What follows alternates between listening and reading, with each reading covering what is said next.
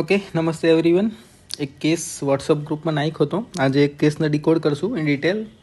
જ્યારે બી આવો કેસ આવે, એક એક symptom important for making diagnosis, right? So 54-year-old male patient having complaint of anorexia, indigestion, loss of weight, swelling on abdomen, pain and bleeding during defecation. On examination, there is hemorrhoid developing anal canal.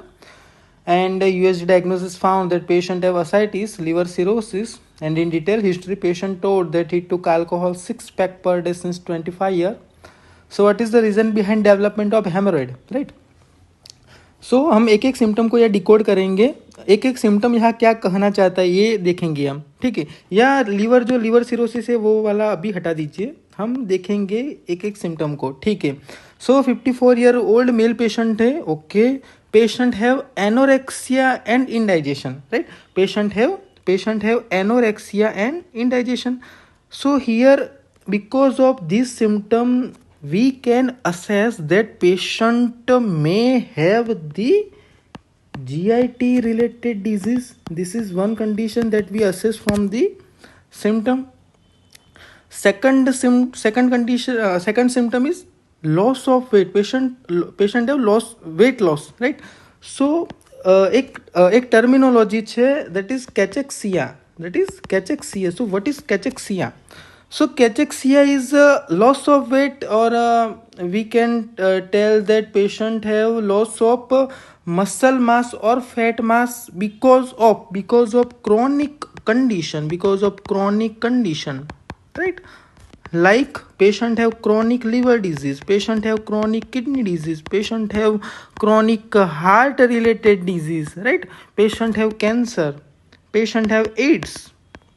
So because of this chronic condition, patient have weight loss.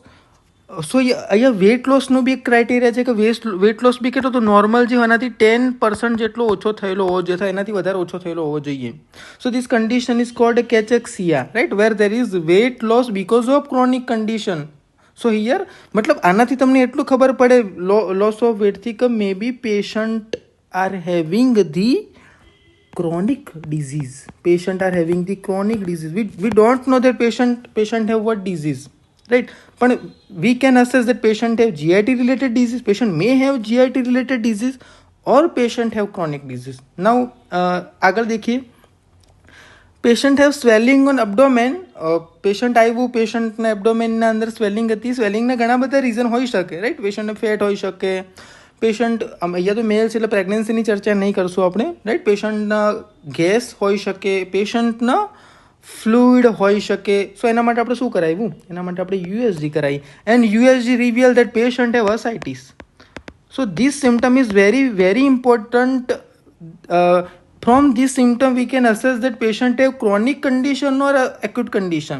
So always remember, in almost cases ascites always present in chronic condition and not in acute condition. Always remember, if patient are having ascites, always because of chronic condition in almost cases. So why? સો મેં તમને જ્યારે લીવરનું basic function કરાવ્યું ત્યારે હું તમને અસાઇટિસની ચર્ચા કરી હતી કે અસાઇટિસ કઈ રીતના ડેવલપ થાય. ડિટેલમાં નહીં કહું, તમે જે તે લેક્ચરમાં જઈને દેખી લેજો, યુટ્યુબ પર અપલોડ છે ઓલરેડી. સો અસાઇટિસનું રીઝન છે આલ્બ્યુમિન. કે ભાઈ લીવર ડેમેજ થાય છે, આલ્બ્યુમિન ડિક્રીઝ થાય છે, એના કારણે હાઇડ્રોસ્ટેટિક પ્રેશર વધે છે. કે જે શું કરશે બ્લડમાંથી, મતલબ ઇન્ટ્રાવાસ્ક્યુલર કમ્પાર્ટમેન્ટમાંથી જે ફ્લુઇડ છે એક્સ્ટ્રાવાસ્ક્યુલર કમ્પાર્ટમેન્ટ ધેટ ઇઝ ઇન કેવિટીમાં આવશે અને શું ડેવલપ કરશે? અસાઇટિસ ડેવલપ કરશે. આ તો બધાને ખ્યાલ છે ભાઈ, અસાઇટિસ ડેવલપ કરશે, રાઈટ?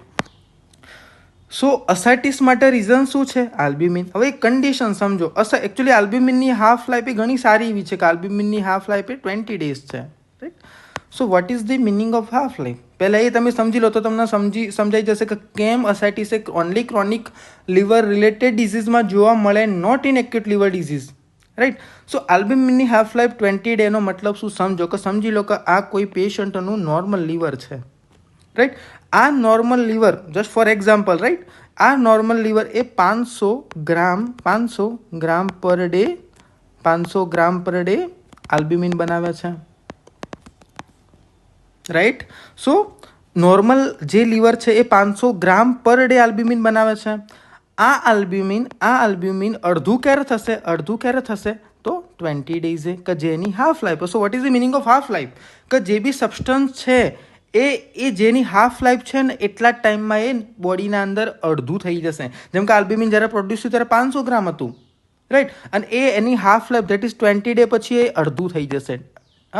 250 ગ્રામ પર ડે થઈ જશે, મતલબ 250 ગ્રામ થઈ જશે 20 ડે પછી. That is any half life. તો આલ્બ્યુમિનની હાફ લાઈફ ઘણી સારી એવી અને પછીના 20 ડેઝ એ 0 થઈ જશે. થશે નહીં થાય, બિકોઝ મારું લીવર પ્રોપર છે, મારું લીવર પ્રોપર ફંક્શન કરે છે. તો લીવર શું કરશે? હારે આલ્બ્યુમિન પ્રોડ્યુસ બી કરતું જશે ને.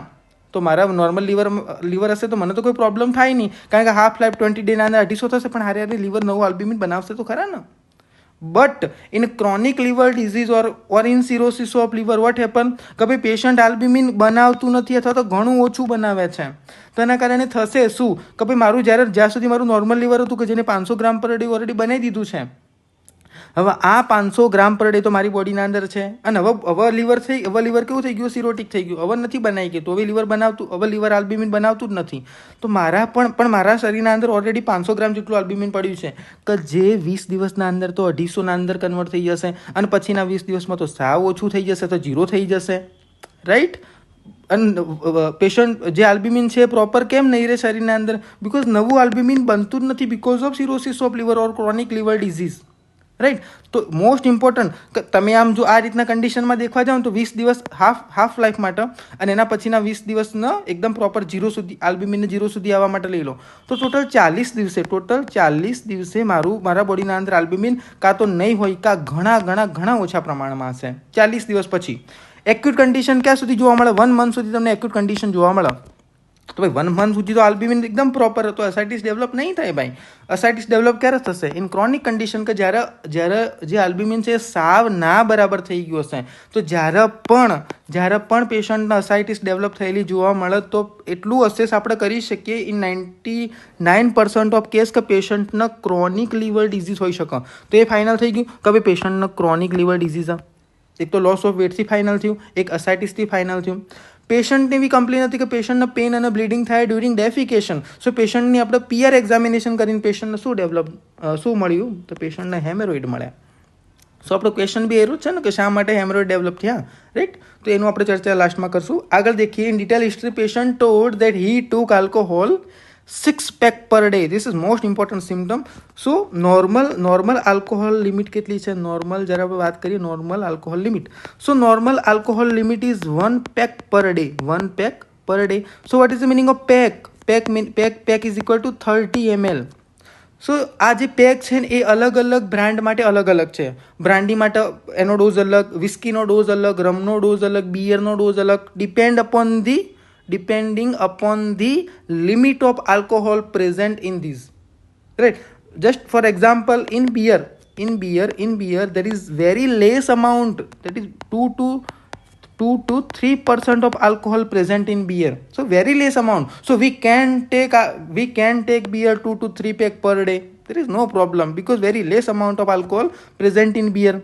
But where we discuss about whiskey, brandy, rum, there is high amount of alcohol present in this. So normal આ બધી જે બ્રાન્ડ છે એના માટે નોર્મલ કેટલું છે? 1 પેક પર ડે. આટલું જ લેવું જોઈએ. આનાથી તમારું શરીર ઘણું સારું રહેશે અને શરીરના ઓર્ગનનો કોઈ રીતનો પ્રોબ્લેમ નહીં થાય. Here patient take alcohol 6 pack per day.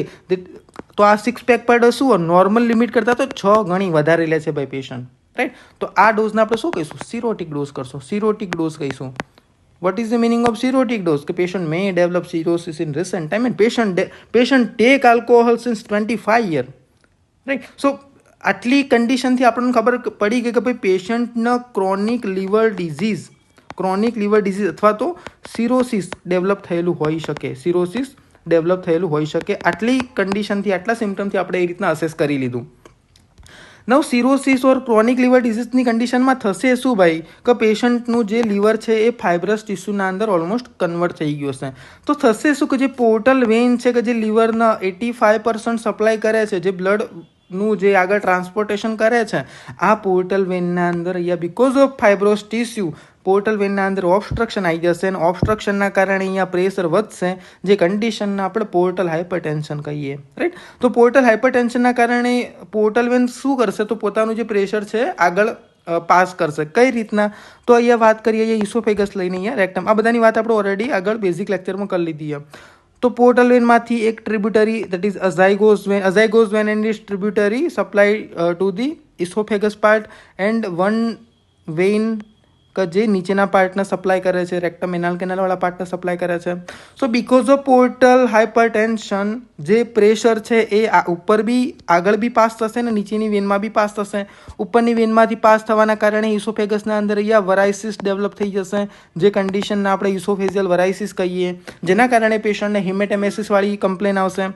નીચે પ્રેશર વધવાના કારણે નીચેની વેન પણ વરાઇસિસવાળી કન્ડિશન આવશે, જે કન્ડિશન આને આપણે હેમેરોઇડ કહીએ. અહીંયા હેમેરોઇડ ડેવલપ થશે નીચે એનાલ કેનાલના અંદર, રાઈટ. અને એના કારણે તો પેશન્ટને બ્લીડિંગ થતી હતી ડ્યુરિંગ ડેફિકેશન, રાઈટ. સો હિયર એ જ આપણો પ્રશ્ન છે કે ભાઈ હેમેરોઇડ શા માટે ડેવલપ થયા, તો એનું કારણ છે પોર્ટલ હાઇપરટેન્શન. ઓલમોસ્ટ લોકોએ સાચો આન્સર આપ્યો છે, બરાબર. આગળ કોઈ ક્વેશ્ચન મૂકશો તો એ રિલેટેડ ચર્ચા આગળ કરશું. આવજો.